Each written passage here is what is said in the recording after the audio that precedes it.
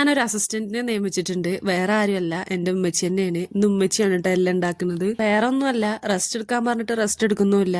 ഏത് നേരം എന്തെങ്കിലും പണി എടുത്തോണ്ടിരിക്കുന്ന ആൾക്കാർക്ക് വെറുതെ ഇരിക്കാൻ അറിയില്ലല്ലോ. അപ്പൊ ഞാനൊരു പണി ഏൽപ്പിച്ചാന്ന് ഉച്ചക്കത്തെ ഫുഡ് ഉമ്മച്ചി റെഡിയാക്കിക്കോന്ന്. ഒറ്റക്കൊന്നല്ല കേട്ടോ, ഞാനും ഉണ്ട് കേട്ടോ സഹായിക്കാൻ ഉമ്മച്ചിന്റെ കൂടെ.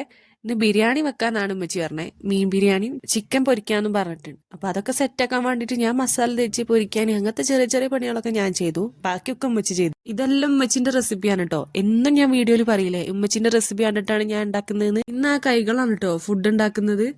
ഉമ്മച്ചിന്റെ ബിരിയാണി ഭയങ്കര ടേസ്റ്റാണ് കേട്ടോ. ഞാൻ കാര്യം പറയാണ്, ഭയങ്കര ടേസ്റ്റാണ്. ഡീറ്റെയിൽഡ് ആയിട്ടൊരു വീഡിയോ ഞാൻ ചെയ്യുന്നുണ്ട്. ഞാൻ രണ്ട് അനിയത്തിമാരും കൂടി ഉണ്ട് എന്ന് പറഞ്ഞില്ലേ. ഓര് വന്നു കഴിഞ്ഞാൽ ഓരമ്മാരി പണിക്കൊന്നും കിട്ടൂല കേട്ടോ. ഓർക്ക് തിന്നുക അതാണ് ഇഷ്ടം. ഒരാളോട് മാങ്ങി ഉപ്പും മുളകൊക്കെ തേച്ച് തിന്നുക, ഒരാൾ ഐസ്ക്രീം തിന്നുക, അതിന്റെ കൂടെ ഈ ജ്യൂസും കുടിക്കുന്നുണ്ട് കേട്ടോ. അതാണ് ആ കൈകൾ നീട്ടി ആ ജ്യൂസും കൂടി കാണിച്ചു തരുന്നത്, ഇതും കൂടി കുടിക്കുന്നുണ്ടെന്ന് അറിയാനേ.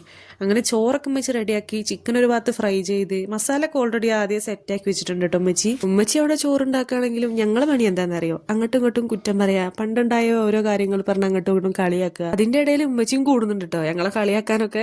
അങ്ങനെ ഫുഡൊക്കെ റെഡിയായി, ഞങ്ങൾ എല്ലാവരും ഇരുന്ന് ഒരുമിച്ച് ഫുഡൊക്കെ കഴിച്ചിട്ടോ. ഫുഡ് കഴിക്കുന്ന വീഡിയോ ഒന്നും എടുക്കാൻ പറ്റില്ല. അപ്പൊ ഒന്ന് ഇത്രയേ ഉള്ളൂ കേട്ടോ. ചാനൽ ഇഷ്ടപ്പെടുകയാണെങ്കിൽ മറക്കാതെ സബ്സ്ക്രൈബ് ചെയ്യുക, സപ്പോർട്ട് ചെയ്യുക.